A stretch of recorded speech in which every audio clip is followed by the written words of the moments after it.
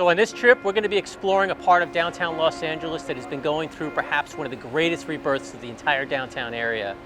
It's a place that recently has become a go-to hotspot for entertainment, dining, and the arts. But just like so much of LA, you need to know where to go and what to look for. That's why today, we're going day tripping in the heart of downtown Los Angeles.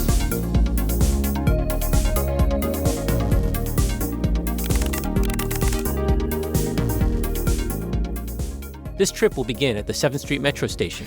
The trip will wander around the central area of downtown Los Angeles and end at Pershing Square. The entire trip is approximately 2.2 miles. To get here, review the Metro map and take the red, purple, blue, or Expo line to the 7th Street Metro Center. To start off, head over to Figueroa Street, make a left, and head down to the Pantry for breakfast. And it doesn't matter what time you begin your trip, the Pantry serves breakfast all day. The Pantry opened in 1924, and it claims to have never been closed or without a customer ever since, including in the 1950s when it had to change locations to make room for a freeway off-ramp. It served lunch in the original location and served dinner at the new location on the same day.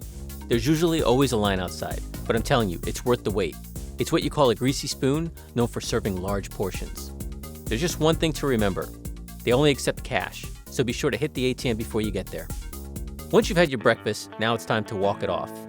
We'll start by heading up Figueroa towards 5th Street, and be sure to have your camera ready, because there's a whole bunch of things to see along the way. At the corner of Figueroa and 7th, you'll be able to appreciate the architecture of Engine Company No. 28, which today is a popular restaurant.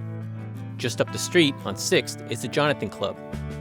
The organization was founded in September of 1895 by a group of Los Angeles Republicans who supported William McKinley's presidential campaign. And in 2012, it was ranked as one of the top 5 city clubs in the United States.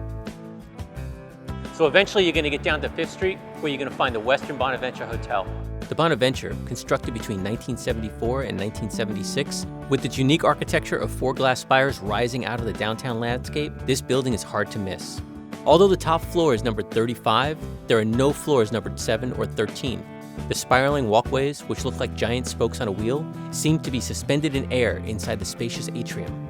And this building has been featured in many films and TV programs. If you're old enough, you might remember seeing it in the TV show Buck Rogers. Or for something more modern, it was the interior of the research facility in the movie Interstellar.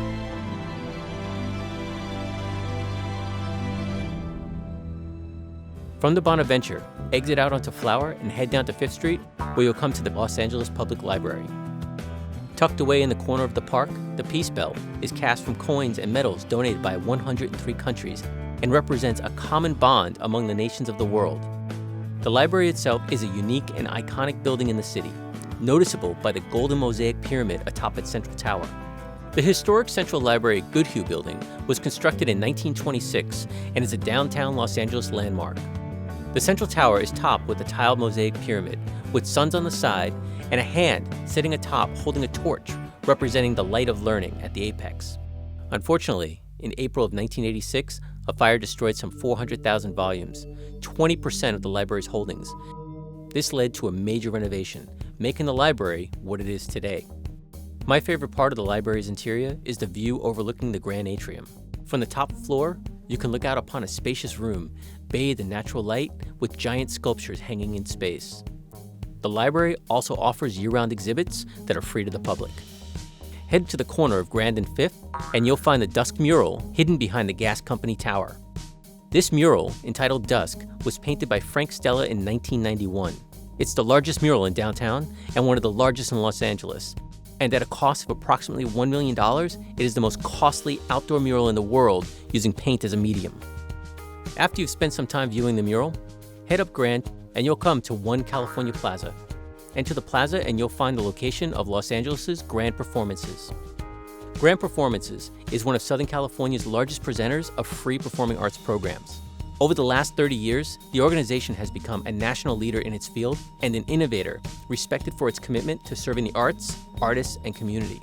Grand Performances is definitely one of my go-to summer spots. Whether you enjoy dancing or just relaxing to watch live music, Grand Performances is an oasis in the heart of the city and a great way to spend an evening out in downtown LA. And this is only one of the many free public events held around the city. Make your way across the plaza, and in the back, you'll find a historic Angel's Flight.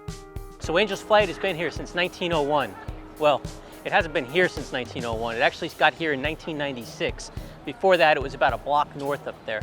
Angel's Flight is another one of those iconic parts of downtown Los Angeles, and it's really difficult to miss with those orange cars running up and down this steep track here. It's called a funicular system. A rope connects the two cars, which is looped over a pulley at the top.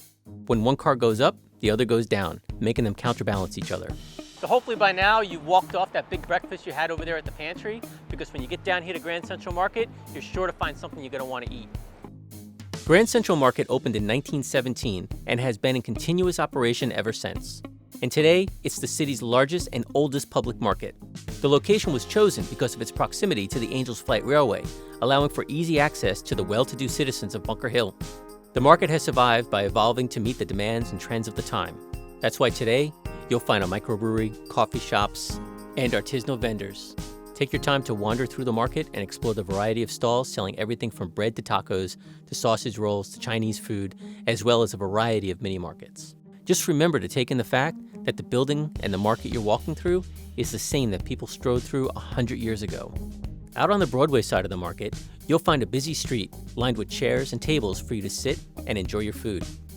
Right next door to Grand Central Market is a striking-looking building, completely covered in sculptures and intricate designs. This building is known as the $1 Million Movie Theater.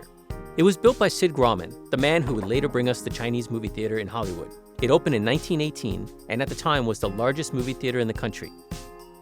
And it's one of the oldest theaters still operating in the Broadway Theater District. Sculptor Joseph Mora did the elaborate exterior in Spanish colonial revival ornamentation, including bursts of Churrigueresque decoration. He also added multiple statues, longhorn skulls, and other odd features. You can spend your entire lunchtime admiring and discovering the shapes and figures on the outside of this building. And just across from Grand Central Market is perhaps the most famous building on this street, and that's the Bradbury Building. The Bradbury Building's distinctive interior has been featured in many movies. There are no miracles. There's no such thing as fate. But it's most famously known for being a major location in Blade Runner. Built in 1893, the 5-story office building is best known for its extraordinary skylit atrium of access walkways, stairs, and birdcage elevators surrounded by wrought iron grillwork. At the time the building was completed, it featured the largest plate glass windows in Los Angeles, and it was designated a National Historic Landmark in 1977. When you walk inside and see all that ironwork and just how lit up the whole atrium is, you can't help but feel like you've entered some whimsical world hidden within the building. Just remember, it's an active building. You can take photographs, but please respect the property. From the Bradbury Building, head south down Broadway, make a right on 5th, and you'll come to Pershing Square. In the 1850s, this location was used as a camp for settlers outside the Pueblo de Los Angeles because it was right next to the water supply of the Zanja Madre. It wasn't until the 1860s that the area was dedicated as a park. The name of the park has changed over the years, and in 1918, after the end of World War I, it was dedicated in honor of the American General John J. Pershing.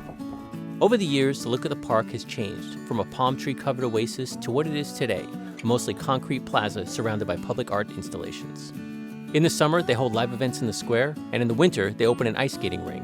I even happened upon it once when it was the site of the National Pillow Fight Day event, and the entire place was a snowstorm of feathers. So as of 2019, when we're shooting this video, they've already got plans to redesign the park. They want to add more green space, more shade trees, so I'll just have to come back in a future video to see what they do. Right across the street from Pershing Square is the Biltmore Hotel. Upon its grand opening in 1923, the Los Angeles Biltmore was the largest hotel west of Chicago. The exterior of the hotel is a synthesis of the Spanish-Italian Renaissance Revival, the Mediterranean Revival, and the Beaux Arts styles, meant as an homage to the Castilian heritage of Los Angeles. The interior of the Biltmore Hotel is decorated with frescoes and murals, carved marble fountains and columns, massive wood beam ceilings, travertine and oak-paneled walls, and lead crystal chandeliers. If you go inside that lobby area there and you look up, you'll see these really cool-looking painted beams. Well, I'm told that there are peepholes up inside there that were used during Prohibition to let everybody know when the police were coming to raid the place.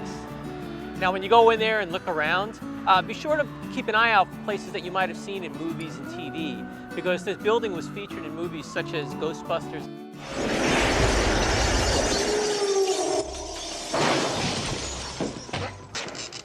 I did that. TV shows like Mad Men.